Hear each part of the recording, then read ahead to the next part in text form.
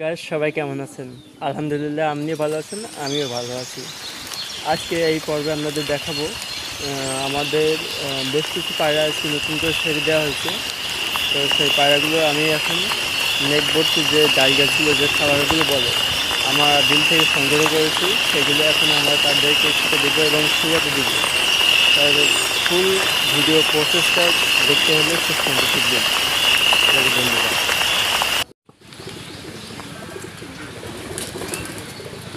এটা হলো আমাদের সেই জাল ভর্তি নেট।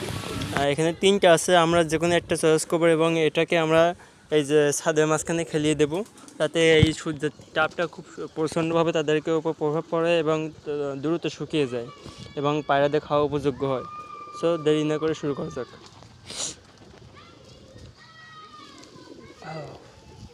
আমাদের ডাল গাছগুলো নির্দিষ্ট একটা জায়গা থেকে সংগ্রহ করা হয়েছে এবং তুলে নিজেদের জন্য কিছু খাওয়ার জন্য রাখা হয়েছে এবং পায়রাদের জন্য কিছু খাওয়ার জন্য রাখা হয়েছে।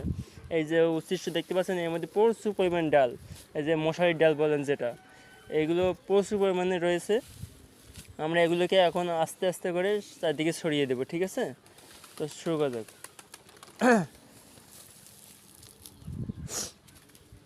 নেটটাকে মাঝখানে টেনে নেই, মাঝখান বরাবর টেনে নিয়ে এখানে আমরা ফেলে দিব। আমরা সেটাকে কাট করে দিলাম। দেখতে পাচ্ছেন, দেখতে একটুখানি হলেও এর মধ্যে অনেক পরিমাণ শস্য রয়েছে এবং অনেক পরিমাণ দানাও রয়েছে। নেটটাকে এক কানে ফেলে দিই। পায়রাগুলো আমাকে দেখে অনেক ভয় পাচ্ছে এবং অনেক উড়ে বেড়াচ্ছে। যেহেতু অনেকদিন পর তাদেরকে ছেড়ে দেওয়া হয়েছে, তারা অনেক আনন্দ করতেছে। তো এগুলোকে আমরা কী করবো, হাত দিয়ে ছড়িয়ে দেবো, হালকা হালকা করে ছড়িয়ে দেবো, যাতে করে এগুলো দ্রুত শুকিয়ে যেতে পারে। আপনারাও চাইলে বাড়িতে অল্প অল্প জায়গাতে এসব সরিষা বা মসুরির ডাল, খেসারির ডাল লাগাতে পারেন। এগুলো হবে কি, লাগালে আপনাদের যে বাজারে যে খাবার খরচটা, এগুলো বেঁচে যাবে। আমি তো আমাদের নিজস্ব জমিতে অল্পটুকু জায়গা রয়েছে, এখানে আমরা নিজস্ব খাওয়ার জন্য প্লাস পায়ের জন্য চাষ করেছিলাম। তো দেখুন, মোটামুটি আলহামদুলিল্লাহ ভালোই ফসল হয়েছে।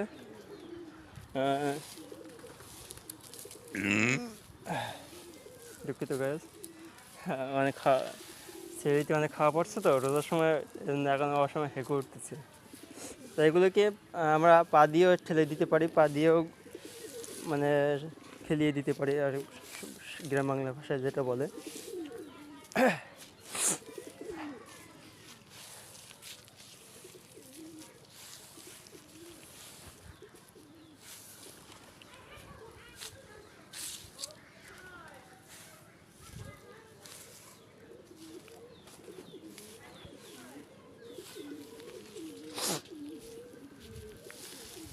যতটা সম্ভব খেলিয়ে দেওয়া যায় তত তাড়াতাড়ি শুকাবে আমাদের এগুলো।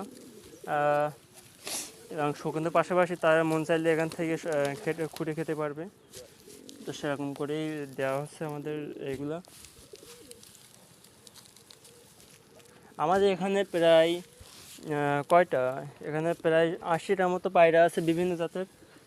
তো সবাইকে আমার চেষ্টা করি প্রাকৃতিকভাবে খাবার যেগুলো রয়েছে এগুলোকে সার্ভিস করা বা সার্ভ করার, যাতে তাদের রোগ বালাই বা বিভিন্ন খাবারের সমস্যাটা না থাকে। তো দেখুন, মোটামুটি আমাদের খেলায় দেওয়া পর্ব শেষ। আমার দেখাবো আমাদের পায়রাগুলো খায় কিনা, আপনাদের দূর থেকে এক পলকে দেখাবো। চলুন শুরু করা যাক। দেখুন, পায়রা আস্তে আস্তে কিন্তু ডাল গাছের দিকে ধাবিত হচ্ছে এবং তারা অলরেডি খাওয়া শুরু করে দিছে। কারণ আমার জানার মতে ডাল বা এমনি শস্য জাতীয় খাবারগুলো খুব পায়রাদের খুব পছন্দ, পাখি জাতীয় এগুলো খুব পছন্দ। তো দেখুন, দেওয়ার সঙ্গে সঙ্গে কতটা পায়রা খাওয়ার জন্য ব্যস্ত হয়ে পড়ছে। তারা নিজে মুখ দিয়ে খুঁটে খুঁটে ঘুরে ঘুরে বিভিন্ন জায়গা থেকে খুঁজে খুঁজে বের করে খাচ্ছে। বিষয়টা দেখতে খুব মনোরম দৃশ্য, দেখতে খুবই ভালো লাগে। চারিখানে পায়রাগুলো ছড়িয়ে ছিটিয়ে আছে, তারা উড়ে উড়ে যাচ্ছে, কেউ বাসার দিকে যাচ্ছে, কেউ আবার বাসা থেকে আসতেছে খাওয়ার জন্য। এই যে পায়রাটা দেখতে পাচ্ছেন, ইনি আবার জোর নেওয়ার চেষ্টা করতেছে আরেকটা পায়রার সাথে। আম, আপনারা একটা জিনিস লক্ষ্য করছেন যে এখানে কিন্তু বিভিন্ন জাতের পায়রা রয়েছে, বিভিন্ন কালারের।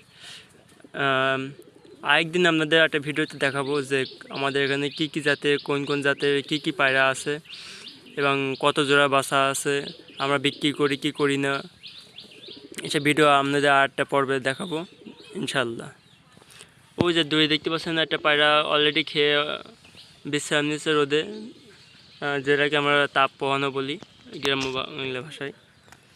এই যে পায়রাগুলো এখানে বিভিন্ন ধান চাল ছড়িয়ে ছিটিয়ে আছে, সেগুলো খাওয়ার চেষ্টা করতেছে। আর ওই যে দেখতে পাচ্ছেন একটা পায়রা, দূর থেকে একটু জুম করি, উনি আবার এই পায়রার সাথে জোর নেওয়ার চেষ্টা করতেছে। তো যেহেতু এই পায়রার সাথে এঙ্গেজড হয়ে আছে, সে জোর নিতে চাচ্ছে না আরেকটা পায়রার সাথে। আরেকটা পায়রা তো অলরেডি ছুটে আসতেছে খাওয়ার জন্য। দেখুন, দেখতে দেখতে এক এক করতে করতে কতগুলো পায়রা এখানে এসে গেছে। দেখেই শান্তি। তো গাইস, এই পর্যন্ত আমাদের ভিডিও। সুস্থ থাকবেন, ভালো থাকবেন, আর আমাদের ভিডিওগুলো পছন্দ হলে অবশ্যই লাইক সাবস্ক্রাইব করে দিতে ভুলবেন না। তো আল্লাহ হাফেজ সবাইকে, আসসালামু আলাইকুম।